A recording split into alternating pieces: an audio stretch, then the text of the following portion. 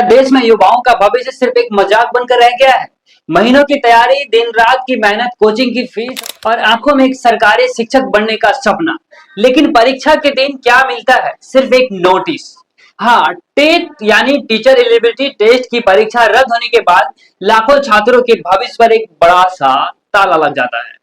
छात्र पूछ रहे हैं कब तक, कैसे और आखिर कौन है इसके जिम्मेदार। आज की इस स्पेशल रिपोर्ट में हम बात करेंगे इस पूरे मामले का, दूध का दूध और पानी का पानी। जानेंगे कि आखिर डीसी सरकार और टेट परीक्षा का क्या कनेक्शन है और इस पूरे खेल का असली जो निचोड़ होता है वो क्या है। सबसे पहले उन लोगों के लिए जो नहीं जानते, बेहद आसान शब्दों में हम समझा देते हैं कि टेट क्या है। टेट का मतलब है टीचर एलिजिबिलिटी टेस्ट, यानी कि शिक्षक पात्रता परीक्षा। अगर आप किसी भी सरकारी स्कूल में पहली से 8वीं कक्षा तक के बच्चों को पढ़ाना चाहते हैं तो इस परीक्षा को पास करना अनिवार्य है। यानी यह परीक्षा देश के नौनिहालों को गढ़ने वाले शिक्षकों की योग्यता तय करती है।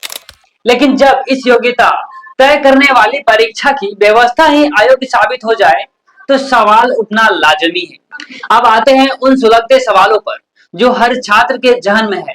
परीक्षा की तारीखें तय होती है, छात्र सेंटर पहुंच जाते हैं, लेकिन एन वक्त पर या परीक्षा के तुरंत बाद खबर आती है कि पेपर लीक हो गया है। प्रशासनिक खामियों की वजह से परीक्षा रद्द कर दी गई है। हर बार की तरह इस बार भी वही पुरानी कहानी दोहराई गई। सिस्टम की ढीली कमान, सुरक्षा में चूक और वो सॉल्वर गैंग जो चंद पैसों के लिए लाखों युवाओं के भविष्य को बेच देते हैं। जब भी ऐसी कोई बड़ी परीक्षा रद्द होती है तो डीसी सरकार यानी सिस्टम का रवैया कैसा होता है? अधिकारी कैमरे से भागते नजर आते हैं, नेता एक दूसरे पर राजनीतिक कीचड़ उछालते हैं और जांच के नाम पर एक कमेटी बिठाकर जांच करवाते हैं। लेकिन सवाल यह है कि उस छात्र के सत्कार का क्या, जो तपती धूप में भूखे पेट दूर दराज के जिलों से किराया लगाकर परीक्षा देने पहुंचा था? क्या प्रशासनिक अमला और परीक्षा कराने वाली एजेंसियों अपनी जिम्मेदारियों से पल्ला झाड़ सकती है? बिल्कुल नहीं। जिम्मेदारी उस पूरे सिस्टम की है जो एक फुल प्रूफ और सुरक्षित परीक्षा आयोजित कराने में बार बार नाकाम साबित हो रही है। अगर इस पूरी खबर का निचोड़ निकाला जाए तो कहानी सिर्फ एक परीक्षा के रद्द होने की नहीं है, यह कहानी है उस भरोसे के टूटने की जो युवा इस व्यवस्था पर करते हैं। परीक्षा रद्द होना सिर्फ एक तारीख का आगे बढ़ना नहीं है, बल्कि लाखों परिवारों की उम्मीदों का साल 2 साल पीछे चले जाना है।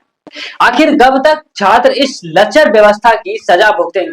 कब बनेगा ऐसा सख्त कानून जो पेपर लीक माफियाओं की रीढ़ तोड़ सके?